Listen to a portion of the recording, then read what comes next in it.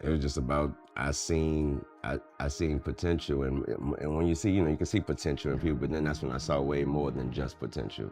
You know what I mean? When Drake music was brought to me from the homie Jazz, my bro, it was about rap, and I was like, this dude sound different. You know what? I've gotten so much closer to Wayne lately. Wayne is his own person. He's a businessman, and whatever decision Wayne makes, I would never in my life speak against it publicly. It started to look like the walls are closing in on Drake, because one by one, everyone who once stood beside him is slowly turning their backs. And this time, it's not just random industry peers or old collaborators. It's his own family. The same people who built Young Money into a cultural empire, Lil Wayne and Nicki Minaj, now seem to be quietly stepping away from him. Can you imagine that? The same trio that once ruled hip-hop like royalty, now divided by betrayal, pride, and decades of secrets, finally catching up. Back in the day, Drake, Wayne, and Nicki weren't just a team. My loyalty obviously lies with the people who gave me the platform, my first shot. So that's really where that line comes from, despite, how things may have ended up. I'm always so grateful for those three people. They were a movement. Every time they dropped the track together, it was history in the making. Wayne was the mentor, Drake was the protege, and Nicki was the queen. The perfect storm of raw lyricism, energy, and charisma. Fans called them the holy trinity of Cash Money, and for good reason. Wayne discovered Drake, molded him. Who has been your favorite artist to work with and why? Oh, I have to say, I can't say one person. I gotta say, yeah, I gotta say there's three people that I have to say. Wayne is my favorite person to work with though, because it's just, ooh, little Wayne, he's just too good. You gotta give Wayne the love. Just too good. Guided him through the cutthroat rap industry. Drake even called Wayne his big brother in interviews. And Nicki, she wasn't just a collaborator. Their chemistry was electric. From Moment for Life to Only, people swore there was something deeper between them. Even when drama surrounded them, Wayne and Nicki never once threw Drake under the bus. They stood 10 toes down beside him, even when the world tried to tear him apart. But loyalty only means something if it goes both ways. And that's where Drake messed up. Because the way he repaid that love, Shady doesn't even begin to describe it. In the book, there's a part in the book where you say that he came in and told you that he had smashed one of your girls. Oh, when he yeah. wrapped up? Oh, I wasn't worried about that. I was just, that's just how life goes when you locked up. From betraying Wayne's trust while he was locked up to cozying up with Nicki's ex after a messy breakup, Drake's track record reads like a checklist of backstabs. Let's rewind. It all started when Lil Wayne, one of the most respected rappers alive, ended up serving 8 months at Rikers Island in 2010. He was at the peak of his career and everyone in Young Money promised to hold him down. You better not ever go to Cell Block 1. He didn't bitch to talk to him and they in love. But while Wayne was behind bars, the streets started whispering. Rumors swirled that Drake had crossed a serious line, allegedly getting involved with Wayne's then-girlfriend, Tammy Torres. Now think about that. Wayne's locked up, Drake's out in the world representing the brand, visiting Wayne in prison, pretending to be his loyal little brother. They arguing real bad. They get to calling each other all kinds of crazy names. This corny dude starts spitting on. I said, yo, you crazy and shit. I told him right then and there, you lost your mind. What's up with me and Meek, man? Man, I put her out in the woods. We was all the way out Jersey somewhere in the woods. Nigga put her out the house, it's dark and shit. I had to go out there and get her. She cried right here. Am I lying, Nicki? Ask Meek's sister. She was there, and her baby father. He was there too. Am I lying, y'all? His mom was there.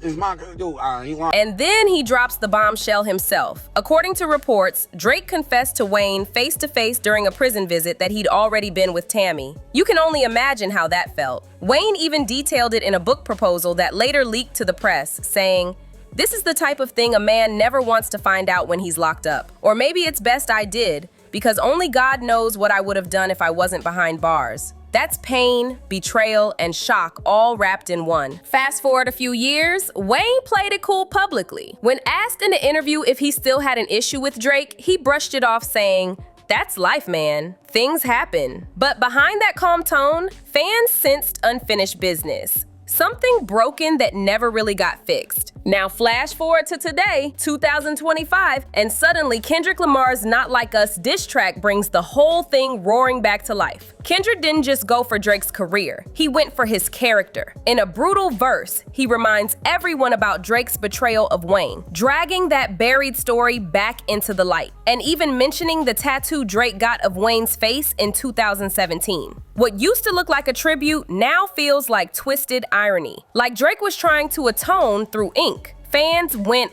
wild. The timeline exploded with one question. Was Kendrick exposing something Wayne's been holding in all these years? Then things got even messier. Out of nowhere, Lil Wayne shows up wearing an EXO chain, a direct gift from The Weeknd. If you've been paying attention, you know Abel and Drake aren't exactly friends anymore. After The Weeknd teamed up with Future and Metro Boomin, both of whom took major shots at Drake, people instantly read Wayne's chain as a statement. Cooking this album for you. I'm gonna give away one thing off the album in Detroit tonight because I got a lot of love for Detroit. So I'm gonna have to tell you, like, me and Nicki Minaj did our first song in like a really long time. I'm excited. Got a lot of love for her. Okay, let me just assess the titties tonight and then we'll get into the moment. Was Wayne silently picking a side in this war? It sure looked that way. And then came the concert incident in Tacoma, where Wayne's DJ actually played Not Like Us during Wayne's set. Fans went ballistic. Some tried to spin it as a joke or a troll, but the timing was too perfect. Why would Wayne's team choose that record, the one that publicly humiliates Drake, unless there was a message behind it? It's starting to look like Wayne's loyalty might have finally run dry. Maybe he's tired of protecting someone who never really protected him. After all, loyalty doesn't mean letting people walk all over you, and Drake's been walking that line for years. But Wayne isn't the only one who's done being the nice guy. Let's talk about Nicki Minaj, because if there's one person who has had Drake's back through every storm, it's her. When the whole industry was clowning Drake over ghostwriting rumors, when Pusha T dropped Infrared and the internet turned on him, Nicki was right there defending him publicly. She didn't care about backlash. She didn't care about optics. She went to war online for Drake, tweeting that people were desperate to tear him down and reminding fans that Drake wrote for others too. Nicki went against half the rap game just to protect her brother. But how did Drake repay that? By disrespecting her. The moment Nicki stopped entertaining his flirty energy, he flipped. It was deja vu, just like his situation with Rihanna. Drake always plays the victim until he gets rejected. Then he becomes petty. Remember how he made up with Chris Brown after their fallout, right after Rihanna moved on? That's exactly what happened again. Only this time it was worse because with Nicki, the betrayal hit deeper. Nicki never dragged Drake's name, not even when things got messy with Meek Mill. She stayed silent, took the high road. But Drake couldn't resist inserting himself into that drama too. They know they forever gonna have a willing participant because our girls are so desperate for this money, you know. They so desperate. If a mother tell them to go and catch a wild tuna, skin it and eat it, they would do it. You understand what I'm saying? They would teach themselves that very day how to hunt, fish, swim, every thing. You see, because they want it so bad they can taste it. And when you taste it, you want it again.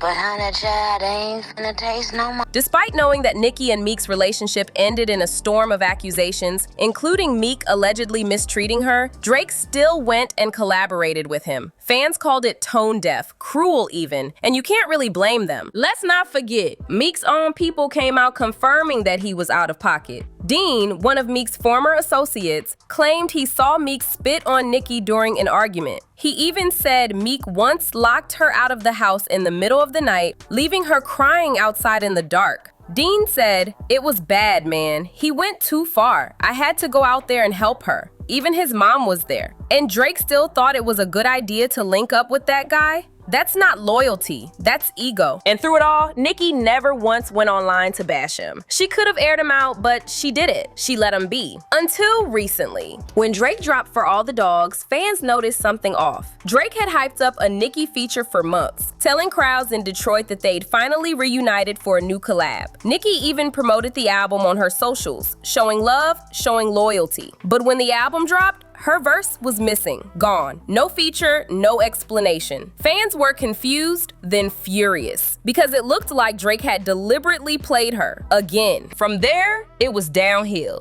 Drake went from praising Nicki to low-key mocking her on social media. And that's when Nicki finally snapped. When Drake teams up with Latto, Nicki's long-standing rival, that was the final straw. Nicki went live on Station Head and dragged him without hesitation, calling him and Latto two ugly boys who found a desperate girl willing to play along. She went off, saying that some people are so desperate for attention they'd do anything, even if it means betraying their own. Fans instantly knew who she was talking about. Now, calling Latto ugly might have been overkill, but the message behind Nicki's rant was clear. She's done playing nice. After years of defending Drake, she's finally seeing him for who he really is. Someone who only shows up when it benefits him. And fans agree. Social media's been on fire with people connecting the dots. One comment said, "Drake gon' end up alone. He didn't value the real ones who rode for him. Now nobody's showing up when he needs them." Another wrote, "Wayne didn't cut Drake off earlier only because Nicki was still in his corner. But now that she's out, Drake's finished." And that's the scary part. This isn't about music anymore. This is about bridges burned beyond repair. Drake's finding out the hard way that you can only use people for so long before they stop picking up the phone. So let's lay it all out. Lil Wayne, the man who discovered Drake, might be siding with his enemies now. Nicki Minaj, the woman who protected Drake for a decade, is publicly clowning him. Even The Weeknd, Future, Metro Boomin, and Kendrick Lamar have all circled around him like sharks in bloodied water. Everyone Drake once called a brother or a sister seems to be walking away. And that leaves one question that's got the whole internet whispering. Is Drake really the victim, or has he been the villain this whole time? Maybe the industry isn't turning on him.